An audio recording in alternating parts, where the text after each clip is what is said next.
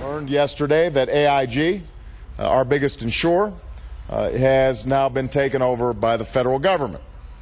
Our housing market is in a shambles, and Monday brought the worst losses on Wall Street since the day after September 11th. So Monday brought not only the worst losses since September 11th, but we also learned that the Fed had taken unprecedented action when it came to AIG, and it took these actions to prevent an even larger crisis. Now, we don't know all the details of the arrangement with AIG. The Federal Reserve must ensure that plans protect the families that count on insurance. And it should bolster our economy's ability to create good-paying jobs and help working Americans pay their bills and save their money.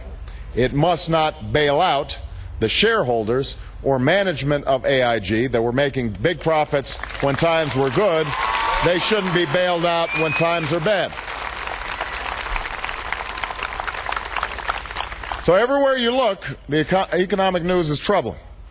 But for so many Americans, this really isn't news at all. 600,000 workers have lost their jobs since January. Home values are falling.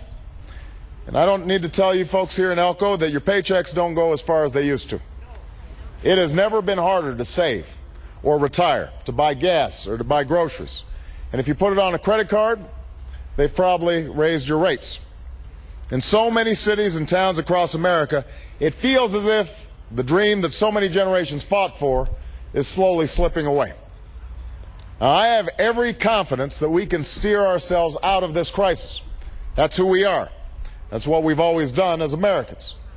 But the one thing I also know is this: we can't steer ourselves out of this crisis by heading in the same direction. Amen.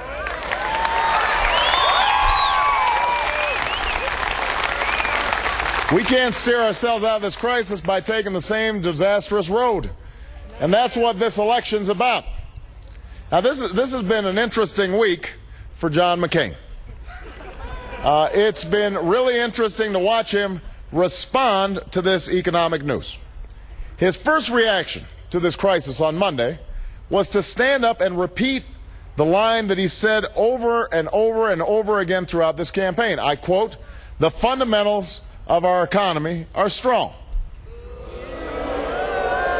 Now, his campaign must have realized that probably this wasn't the smartest thing to say on the day of a financial meltdown. So they sent him back a few hours later to clean up his remarks.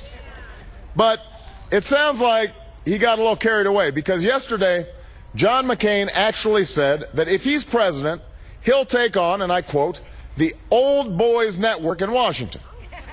I'm not making this up.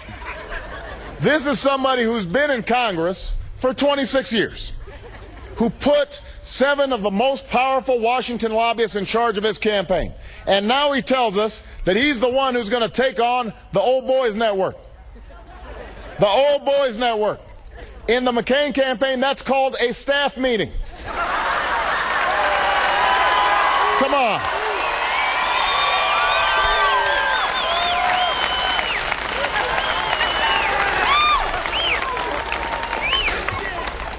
So then John McCain went on to say how angry he was at the greedy corporate interests on Wall Street. He is so angry that he wants to punish them with $200 billion worth of tax cuts for them. And if they're not careful, he'll give them even more tax cuts for shipping our jobs overseas. I mean, who's he getting these lines from? The lobbyists who are running his campaign? Maybe it's Phil Gramm. Some of you know Phil Gramm, the man who was the architect of some of the deregulation in Washington that helped cause the mess on Wall Street, who, by the way, also happens to be the architect of John McCain's economic plan and one of his chief advisors. You remember Phil Gramm? He's the guy who said that we were just going through a mental recession and who called the United States of America a nation of whiners.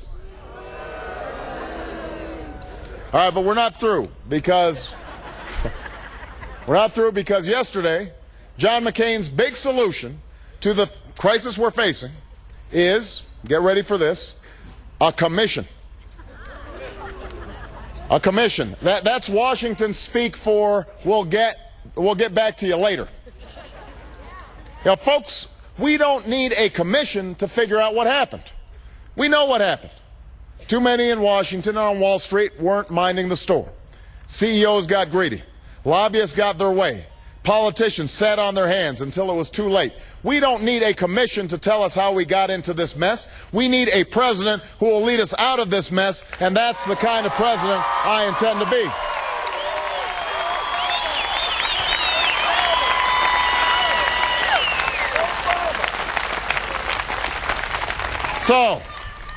So while John McCain isn't offering real solutions, he can't talk enough about how greedy Wall Street is and how he's going to take on the old boys network in Washington.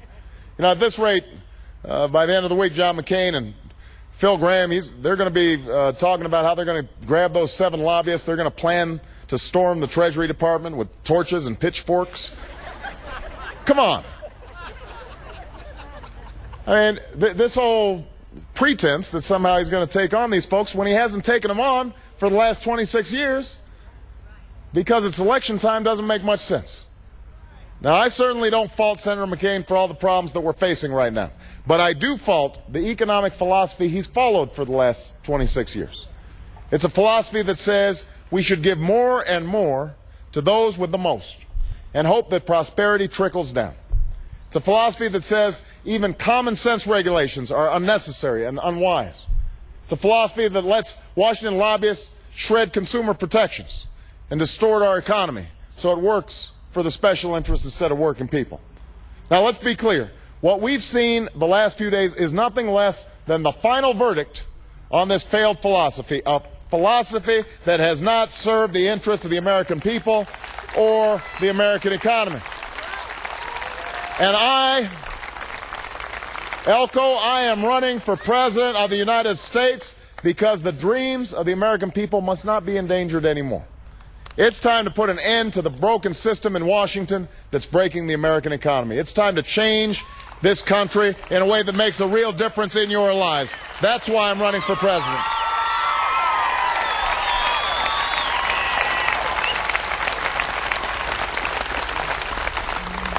You know, on this campaign, we have a different way of measuring the fundamentals of our economy.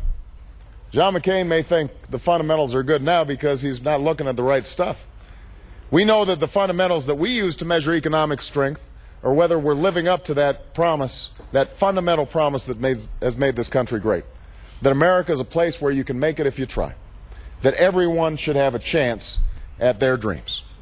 I know I wouldn't be standing here today without that promise. I know that's the promise we must keep once more. You know, when I talk to young veterans who come back from Iraq or Afghanistan, I see my grandfather, who signed up after Pearl Harbor, marched in Patton's Army in World War II, and was rewarded by a grateful nation with the chance to go back to college with a GI Bill. In the face of that young student who I meet, who sleeps just 3 hours after going to school before working the night shift, I think about my mom, a single mom who raised me and my sister on her own while she was working and earning her college degree, who once turned to food stamps but was still able to send us to the best schools in the country. And when I listened to another worker tell me about his factory that shut down, I remember all those men and women on the south side of Chicago who I stood by and fought for 2 decades ago after the local steel plant closed. Those are my heroes.